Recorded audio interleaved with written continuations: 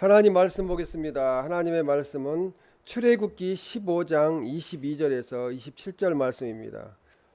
모세가 홍해에서 이스라엘을 인도하며 그들이 나와서 수르 강야로 들어가서 거기서 사흘 길을 걸었으나 물을 얻지 못하고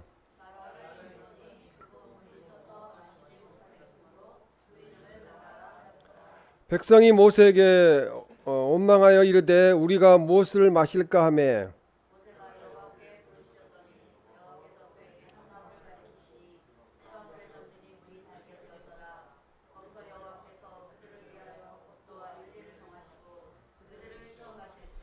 이르시되 너희가 너희 하나님 나 여호와의 말을 들어 순종하고 내가 보기에 의를 행하며 내 계명에 귀를 기울이며 내 모든 규례를 지키면 내가 애굽 사람에게 내린 모든 질병 중 하나도 너희에게 내리지 아니하리니 나는 너희를 치료하는 여호와임이라. 그들이 엘림에 이르니 거기에 물샘 12과 종려나무 70그루가 있는지라. 거기서 그들이 그 물 곁에 장막을 치니라. 아멘. 신앙생활의 승리라는 제목으로 하나님의 말씀을 전하겠습니다. 스코틀랜드의 종교 계획자였던 존 낙스는 종교 계획에 일생을 바쳤습니다. 하나님 말을 믿고 의지했던 존 낙스는 신앙생활을 이렇게 잘했다고 이야기를 합니다. 근데 신앙생활 하다 보니까 그는 프랑스 군에 체포되어서 19개월 동안 죽을 고생을 하기도 했으며 영국 여왕인 메리 1세의 극심한 박해를 받기도 하였습니다. 그러나 그는 신앙의 절개를 한 번도 굽힌 적이 없다고 합니다. 죽음 앞에서도 그는 신앙의 절개를 지켰습니다. 오히려 핍박과 고난을 받을수록 기도 생활을 더 잘하고 신앙 생활을 더 잘했다고 그렇게 이야기합니다. 그가 하나님의 부르심을 받고 천국을 가게 되었을 때 사람들은 그의 추모비에 이렇게 기록을 했다고 합니다. 하나님만을 두려워하고 그 어떤 사람도 두려워하지 않았던 사도가 이곳에 잠들다, 이렇게 묘비에 기록했다고 합니다. 이스라엘 백성들은 하나님께서 애굽에 내리신 10가지 재앙으로 고통받는 애굽의 백성들의 현실을 지켜보았습니다. 그리고 이스라엘 백성들이 살던 고센 땅에는 재앙이 임하지 않은 것도 자기들은 직접 몸소 체험을 했습니다. 하지만 10번째 재앙에서 믿음으로 어린 양의 피를 대문 문설주에 발랐을 때 죽음이 그 집을 지나가는, 장자가 죽지 않는, 또 가장 먼저 초태생인 짐승들이 죽지 않는 그런 유월, 영어로 패스오버를 체험을 했습니다. 그러나 홍해 앞에서 나아가지도 뒤로 물러서지도 옆으로 우회할 수도 없는 진퇴양난의 상황을 만나게 되었을 때 그들은 그 많은 10가지 기적과 많은 것을 보았음에도 불평불만을 하게 되었습니다. 그 고난의 상황에서 하나님께서 홍해를 가르시는, 그게 참 쉬운 일이 아닌데, 그죠? 홍해가 이제 안 믿는 사람들은 갈대밭 정도, 무릎이 잠길 정도의 바다였다, 그래서 건넜다, 이렇게 말을 하는데 이스라엘 백성들이 건넜던 그 홍해의 깊이가 수심이 한 200m 정도 된다고 합니다. 그렇게 깊은 곳을 하나님께서 갈라주셨다는 거죠. 출애굽기 14장 21절에 보면은 여호와께서 큰 동풍이 밤새도록 바닷물을 물러가게 하시니 물이 갈라져 바다가 마른 땅이 된지나, 이렇게 말씀합니다. 22절에도 보면 이스라엘 자손이 바다 가운데를 육지로 걸어가고 물은 그들의 좌우에 벽이 되니, 24절에 새벽에 여호와께서 애굽 군대를 어지럽게 하시며, 하나님이 다 하시는 일이죠. 그리고 27절에 여호와께서 애굽 사람들을 바다 가운데 엎으시니, 그리고 30절에 그날에 여호와께서 이같이 이스라엘을 애굽 사람의 손에서 구원하심에 이스라엘이 바닷가에서 애굽 사람들이 죽어 있는 것을 보았더라, 그렇게 말씀합니다. 31절에 그 큰 능력을 보았으므로 여호와와 그의 종 모세를 믿었더라, 이렇게 말씀합니다. 14장에서는 믿었어요. 14장에서는 믿었는데 지금 오늘 본문 15장에서는 안 믿는 사람들처럼 행동을 했습니다. 하나님의 인도하심으로 승리해서 오늘 본문 출애굽기 15장 1절에서 21절 말씀에 보면은, 우리 본문 앞에 보면은 모세가 하나님을 찬송합니다. 그리고 모세의 누나인 미리암이 하나님을 찬송합니다. 놀라운 그 홍해의 기적을 보고 하나님을 찬양하는 거죠. 그런데 오늘 본문에 보면은 이렇게 노래하고 기뻐하고 행복한 것이 3일을 가지 못했다는 거예요. 작심 3일이었다는 거죠. 이스라엘 백성만 그러는가? 제가 생각해 보니까 우리도 그런다는 생각이 들어요. 우리도 막 기쁜 일 있고 감사한 일 있으면 막 기쁘고 감사하다가 뭐 한 3일 지나면 잊어버리는 것 같아요. 그래가지고 또 어려움이 있으면 이렇게 어렵지, 이렇게 되는 거죠. 근데 이스라엘 백성들은 이렇게 하나님을 찬양하다 다시 또 불평하다 이런 상황에 놓이되었습니다. 그래서 영적인 큰 시험에 들고 무서운 실패를 경험하고 있는 이 또 다른 사건을 만나게 되면은 또 예전의 은혜를 잊어버리게 됩니다. 오늘 하나님의 말씀이 우리에게 주시는 교훈은 강야가 어렵고 힘든 것이라는 것이에요. 신앙생활이 어렵다는 거죠. 쉽지 않다는 거죠. 그래서 우리 강야 같은 세상에서 신앙생활이 힘들다는 것입니다. 우리가 하나님의 말씀대로 살아가려고 기도하고 노력을 해요. 신앙인들 중에 하나님을 믿지 아니하는 사람들을 제외하고는 하나님 말씀대로 살려고 이렇게 노력을 합니다.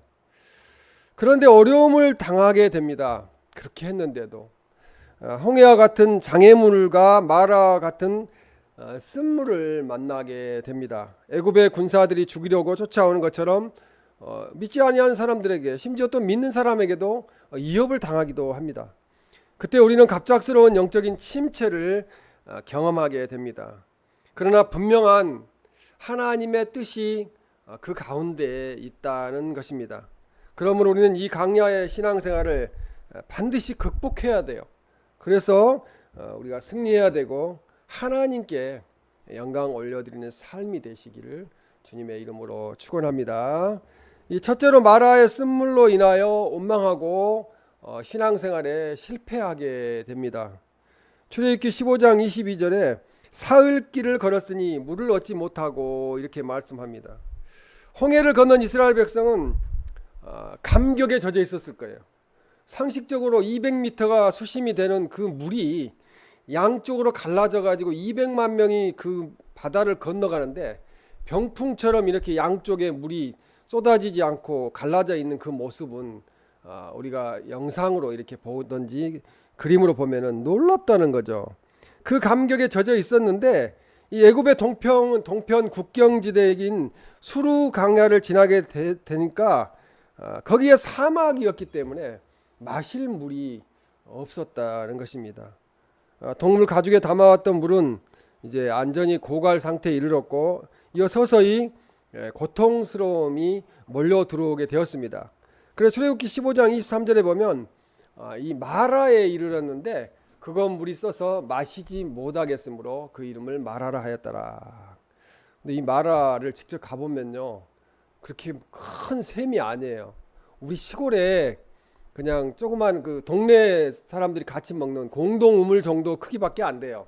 근데 지금도 물이 나오긴 나오더라고요. 근데 이제 흙탕물이 고여 있는데 거기 물을 가지고 먹으려고 200만 명이 먹으려고 그렇게 했는데 그 물이 쓴물이었다는 거죠. 이 홍해는 홍해를 건너서 가장 처음으로 이렇게 텐트를 장막을 쳤던 곳이 마라입니다. 그래서 민수기 33장 8절에 보면 마라에 진을 치고라고 이렇게 말씀합니다. 거기서 이제 하룻밤을 자야 되는데 진을 쳤으니까 근데 물이 없었다는 거죠. 이 마라란 뜻이 언어에 보면은 쓰다는 거예요. 근데 쓸 수밖에 없겠더라고요. 그냥 바로 옆에가 바다니까 샘을 파면은 거기에서 바닷물이 나오지 않겠어요? 그러니까 쓰다는 뜻이고 괴롭다는 뜻을 갖고 있어요. 이는 이 지역의 물맛이 짜서 마실 수 없기 때문에 생긴 이름입니다.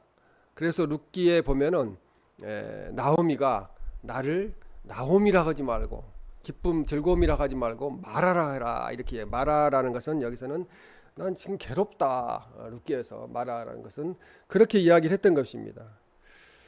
이 지역의 물맛이 짜서 마실 수 없기 때문에 생긴 이름이 마라입니다. 오늘날 홍해 바다는 이제 그 지하 터널을 건너더라고요. 버스를 타고 지하 터널을 건너는데 지하 터널을 지나면 바로 바닷가 옆에 있는 게 이 마라라는 거죠.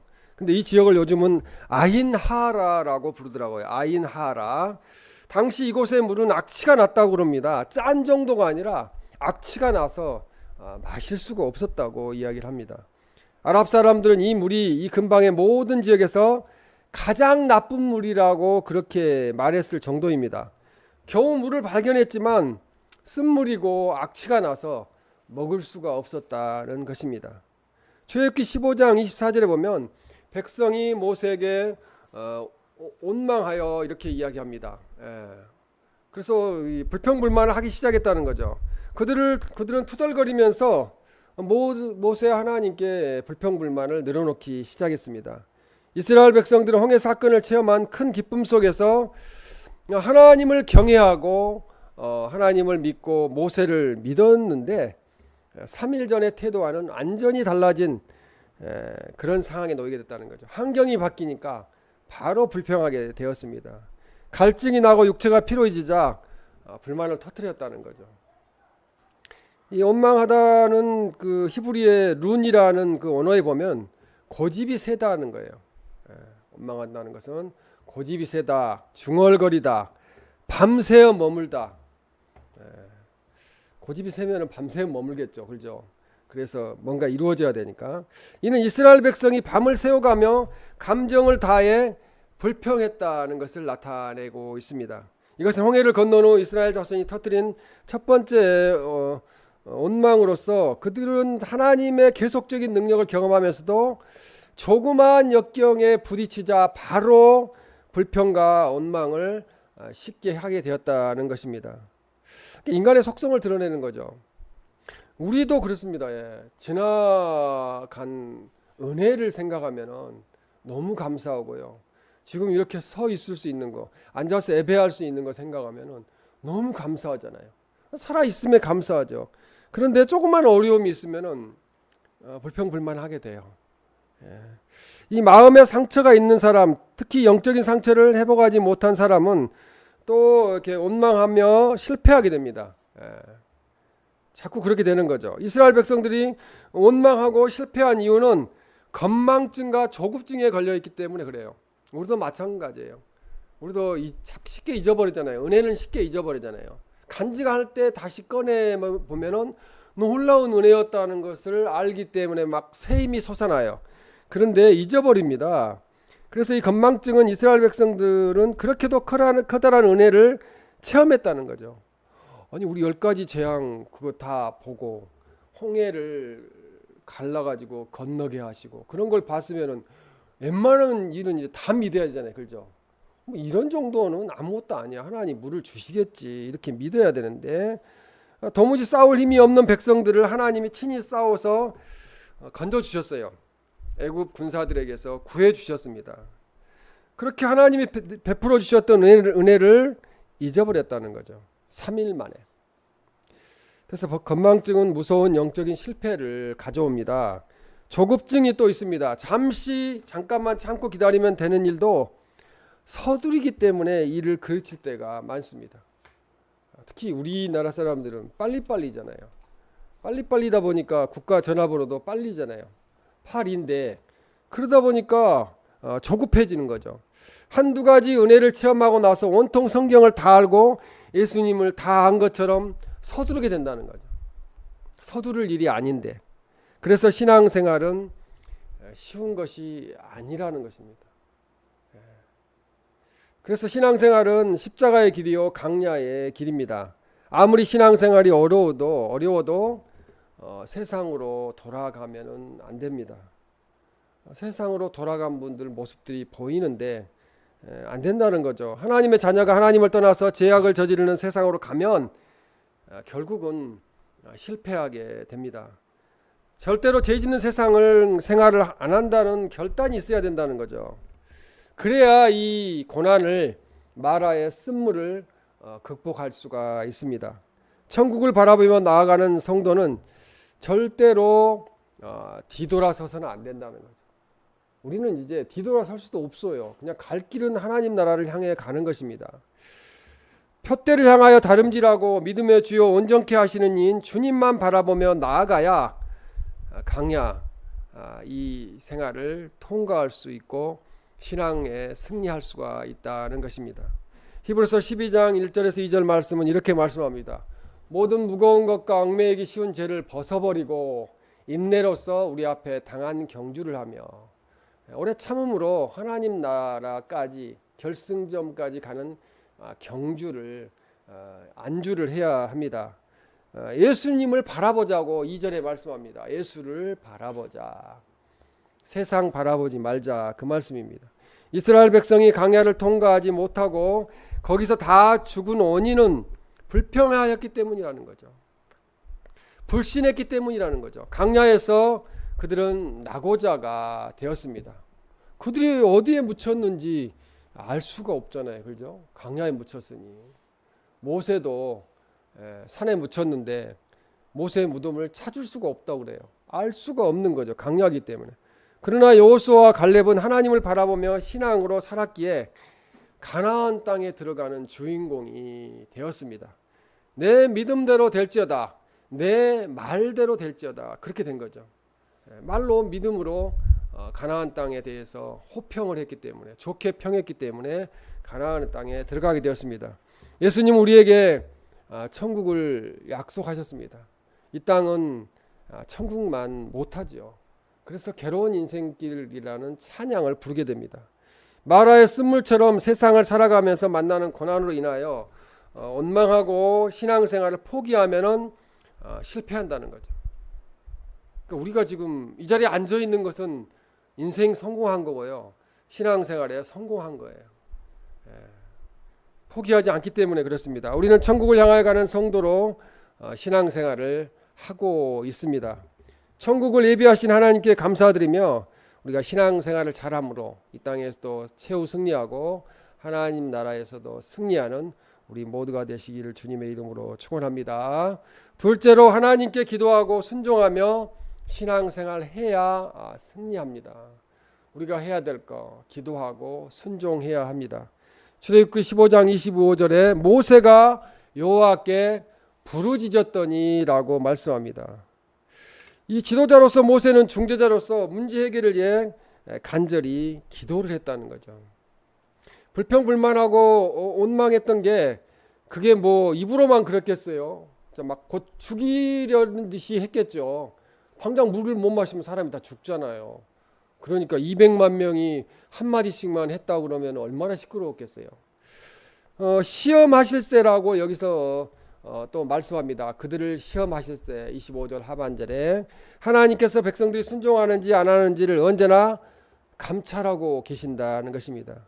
하나님께서는 종종 그들의 백성을 그 하나님의 백성들을 시험하여 순종의 여부, 신앙의 진위를 드러나게 하십니다. 그래서 그의 신앙의 모습이 드러났을 때 되게 부끄럽다는 생각을 하게 돼요. 그리고 이 시험으로 인한 시련을 통하여 인내와 순종을 배우게 하시고 자기 부인을 하도록 만드는 거죠. 저는 아무것도 아닌 존재입니다. 하나님만이 전지전능하십니다. 이렇게 고백하게 됩니다. 이 부분에서도 하나님께서는 하나님의 법도와 율례로 이스라엘 백성들을 시험하셨다는 거죠. 그들로 하여금 인내하고 순종하는 그 믿음을 배우게 하셨다고 말씀합니다. 불평하는 대신 기도해야 합니다. 출애굽기 15장 25절에 모세가 여호와께 부르짖었더니라고 말씀하셨는데 모세는 사람들을 대상으로 하여 불평하지 않고 하나님께 문제를 가지고 나아갔어요. 하나님, 백성들이 물이 없다고 지금 마실 물이 없다고 이러는데 이거 어떻게 할까요? 그렇게 하나님 앞에 말씀을 드렸습니다. 하나님께서 이 문제에 개입하셔서 처리해 주시도록 하나님께 맡겼습니다.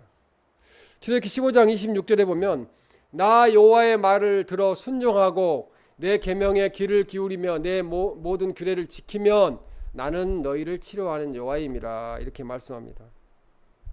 하나님의 말씀에 대한 순종을 요구하는 거죠. 하나님께 나와서 예배 드리는 거 지금 순종하시는 거예요. 큰 일을 하시는 거예요. 하나님은 단순히 이스라엘의 육신적 평안함을 원하시는 것이 아니라 하나님이 정하신 법을 따라서 의로운 사람이 되기를, 올바른 사람이 되기를 원하셨습니다. 나는 너희를 치료하는 여호와임이라 이렇게 말씀하는데, 치료하는 우리가 잘 알잖아요. 여호와 라파, 언어로 라파, 치료하다, 치료하신 하나님. 그 라파라는 것은 의사 또 의원을 이야기해요. 의사, 치료하는 자잖아요. 의사, 의원. 곧 우리의 의원 되시는 하나님은 모든 질병으로부터 우리를 회복해 하신다는 거죠. 저 기도하면 하나님이 그렇게 하세요. 눈이 잘 안 보이다가도 하나님 이렇게 안 보이면은 제가 책을 볼 수가 없어요. 멀리 안 보입니다. 운전 못 합니다. 하나님이 눈을 밝혀주세요.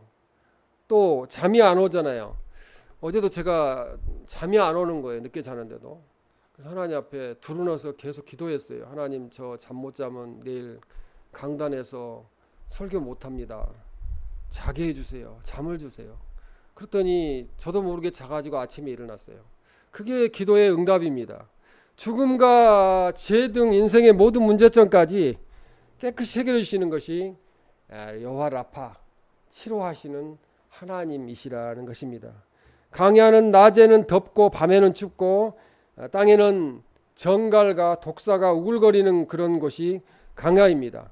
그 강야에서 200만 명이 되는 사람들이 장막을 치고 살았다는 것은 거의 불가능한 일이에요. 200만 명이면. 그런데도 80살이 넘은 모세가 부름을 받고 120살이 되도록 40년 동안 수많은 200만 명 이상의 사람을 이끌고 강야를 지나게 되었는데, 눈도 흐려지지 않았고 기력도 왕성했다고, 그렇게 하나님이 그렇게 해주셨다고, 치료해 주셨다고 그렇게 말씀을 합니다. 그것은 하나님의 도우심과 보호하심으로 인하여 이스라엘 백성들이, 모세가 강야를 지나게 되었다는 것입니다. 그래서 우리는 다른 건 못해도 할 수 있는 거, 하나님을 의지하고 하나님 앞에 기도하고 하나님 앞에 순종하는 거 할 수 있잖아요. 그죠?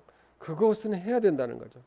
이스라엘 백성들에게 매일매일 만나를 내려주신 것처럼 우리도 매일매일 하나님의 은혜로 사는 것입니다. 노후 대체가 안 돼 있어도 하나님이 다 살게 하세요. 그냥 하나님께 맡기면 됩니다. 강야에서 하나님의 은혜가 아니면 도저히 살아갈 수 없는 것처럼 우리도 이 세상을 살아가면서 그 믿음을 가지고 살아야 된다는 거죠. 믿음을 가진 성도만이 신앙생활을 잘 할 수가 있습니다. 왜? 하나님께 맡기기 때문에 그렇습니다. 우리가 매일매일 기도하며 하나님의 말씀에 순종하고 살아야 합니다. 앞길을 알 수 없는 우리 인생길을 하나님께서 구름기둥으로, 불기둥으로 인도하여 주시라고 기도해야 합니다. 강야 같은 세상을 살아갈 때 반석을 깨트려서 나에게 마실 물, 생수를 주시옵소서. 물론 100m, 200m 밑에 지하 안반석에서는 물이 나오지만 상식적으로 바위를 쳐가지고 물이 나올 수는 없잖아요. 마스아 무리바에서 반석을 쳤는데 물이 나왔습니다. 하나님은 능치 못할 일이 없으시다는 거죠. 우리가 이렇게 기도할 때 우리는 사는 겁니다. 이 땅에서 잘 살게 되는 겁니다. 이것이 바른 신앙생활입니다. 셋째, 이제 마지막으로 이 마라의 실패에도 신앙생활을 잘하면 엘림의 축복을 주신다는 거예요. 엘림의 복을 주십니다. 마라에서 멈추지 않았습니다. 문제가 있다고, 힘들고 어렵다고, 실망스럽고 낙심된다고 멈추지 않았다는 거죠. 교회 몇 개월, 몇 년 나가보니까 기도해도 하나님이 응답 안 하시대. 그래서 교회 안 나오시는 분들이 많이 있잖아요. 그렇지 않다는 거죠. 조급증과 이런 걸 버리고 조금만 참으면은 하나님이 응답하신다는 것입니다. 우리는 어떤 일이 있어도 뒤에서 마귀가 잡아당기고 옆에서 잡아당겨도 그냥 앞만 보고 하나님 나라만 보고 전진해야 돼요. 누가 유혹해도 뿌리치고. 그래서 실패했어도 순종하고 신앙생활을 잘했더니 엘림의 복을 주셨다는 것입니다. 출애굽기 15장 27절에 보면 그들이 엘림에 이르니 거기에 물샘 12과 종려나무 이런 그루가 있는지라. 지금 이거 가면은 지금도 있어요. 이 엘림이라는 곳에. 이 엘림은 상수리 나무 또는 참나무라는 뜻을 가지고 있습니다. 이집트 수에즈 동남쪽에 약 100km 지점, 이 마라에서 우리가 아까 이 쓴물을 마셨던 마라에서 10km 정도 지점에 해당하는 지역에 오늘날의 아디 구른델, 오늘날 지명으로는 아디 구른델이라는 동네에 이 엘림이 있다는 거죠. 10km면은 가까운 거리잖아요, 그죠? 차로는 금방 가고 걸어서도 그렇게 먼 거리는 아닌데 그 10km 지점에 이렇게 샘이 12개나, 그리고 종려나무가 70주가 있었다는 거예요. 70주가. 그러면 그늘이 있고 물이 있으니 거기가 천국이잖아요, 그죠? 강야에서는. 그런 곳이 10km만 가면 있는데 10km 가기 전에 불평불만했다는 거죠. 그러니까 기도해도 기도 드리고 조금만 기다리면은 응답하실 건데 그거 응답 안 하신다고 불평불만했다는 거죠. 이는 물샘 12가 이 종려나무 70주는 안전 숫자인 12와 이 70이라는 것이 상징하듯이 70은 이 안전 숫자가 하나님의 숫자가 7이거든요. 7 곱하기 10이면은 70주잖아요. 그래서 이 이스라엘 백성에게는 안전한 휴식처와 안식처가 하나님에 의해서 물샘 12과 종려나무 70그루가 준비되어 있었다는 것입니다. 그래서 몇몇 학자들은 이 물샘 12개는 이스라엘의 12지파를 의미한다는 거예요. 그럴듯합니다. 12지파, 12개니까 한 지파가 한 우물에서 물을 마셨겠죠. 그럼 12지파가 마실 수 있는 겁니다. 이 종려 70주는 이스라엘의 70장로를 의미한다고도 합니다. 이걸 상징적으로 보여준다는 거죠. 따라서 이곳은 우연히 이스라엘이 도달하게 된 것이 아니라는 거죠. 이곳에 하나님이 마라 쓴물을 못 마신 이스라엘 백성들을 10km가 떨어져 있는 이 엘림으로 인도해 가셨다는 것입니다. 이거 하나님의 섭리입니다. 하나님의 방법을 가지고 계셨지만 하나님은 방법을 가지고 섭리를 하셨지만 사람들은 그 10km를 보지 못하고 불평을 하고 실망하게 되었습니다. 예수님의 십자가는 하나님의 방법이요 우리가 가는 천국 가는 길입니다. 마라를 통과하니까 바로 멀지 않는 곳에 엘림의 복이 이스라엘 백성들을 기다리고 있었습니다. 우리도 마찬가지예요. 지금 힘들고 고난스럽지만 이걸 통과하면은 10km면 가까운 지점에 빠른 시일 내에 하나님이 역사하시고 인도하신다는 것입니다. 이 사막 지형 강야에서 물샘 12개와 종려나무 70 나무가 있는 곳을 발견한 것은 이 꿈 같은 일이라는 거죠. 강야에는 이렇게 버스를 요즘 버스 타고 다니니까요. 버스를 타고 가오면은 그냥 자다가 일어나도 지형이 똑같아요. 왜냐하면 사막이기 때문에 거의 다 똑같은 지형이에요. 가도 똑같은 산, 똑같은 언덕이 계속되는 거죠. 근데 이스라엘 백성들은 이 물샘 12가 종려나무 70주가 있는 엘림에서 너무 좋으니까 40여일을 머물렀다고 합니다. 사람들은 미리 가까이에 이 오아시스가 있는 걸 알았다면은 불평하지 않았겠죠. 근데 엘림이 있는 것을 그들은 알지 못했습니다. 그래서 불평불만을 했습니다. 그러나 하나님께서는 사랑과 은혜를 베푸시며 항상 같이 하셨다는 거죠. 지금 고난이 있고 쓴물을 마신다면 이제 엘림의 복이 축복이 우리 앞에 예비되어 있습니다. 그런데 가까이 하나님이 예비해 놓으신 물샘 12과 종려나무 70그루, 즉 마음껏 물을 먹고 뜨거운 태양을 피할 수 있는 그늘을 하나님은 준비하셨다는 거죠. 우리에게도 그렇게 하고 계세요. 희망이 없는 것 같고 지금 너무 힘들어도 하나님이 우리의 안식처를 예비하고 계십니다. 그래서 우리는 이제 마라에서 일어나서 엘림으로 나아가야 합니다. 낙심하고 포기하지 말고 하나님의 인도하심을 믿고 우리는 전진해서 나아가야 합니다. 우리의 앞날에 하나님은 생명수가 넘치고 종려나무의 숲이 있는 곳을 예비해 두셨기 때문에 그렇습니다. 인생을 이제 어느 정도 사신 분들은 후회를 하잖아요. 이제 내가 이렇게 살았는데 참 후회스럽고 나는 별거 없는 인생을 살았다, 그런 생각들을 하게 되는데 그렇지 않다는 거죠.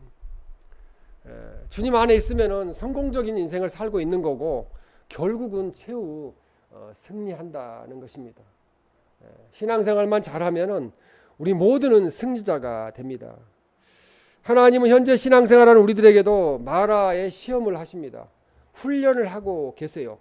그리스도의 군사가 훈련, 고난의 행군을 하지 않고는 믿음이 성장할 수가 없습니다. 마라의 시험에서 의심하고 원망하며 불순종과 불신으로 우리가 반역하지 말고 더욱더 하나님을 의지하고 하나님의 예비하신 엘림의 축복을 바라보고 오늘의 어려움을 이겨야 됩니다. 신앙생활을 더욱 잘해야 합니다. 그러므로 오늘의 마라를 바라보지 말고 쓴물을 바라보지 말고 내일의 엘림의 축복을 바라보고 우리는 고난을 하나 둘씩 통과해서 나아가야 합니다. 세상에 살면서 가장 어려운 것이 신앙생활 하는 거예요. 왜 그러냐면은 믿지 아니하는 사람들과 우리는 다르게 살아야 되기 때문에 그렇습니다.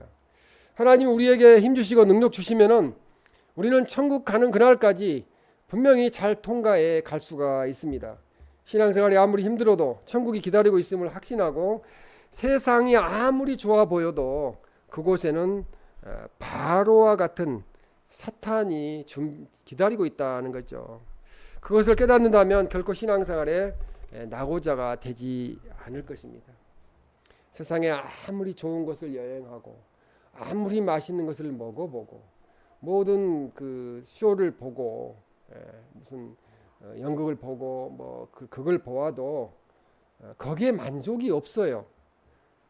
놀이기구를 아무리 타도 그때 기쁨 끝이에요.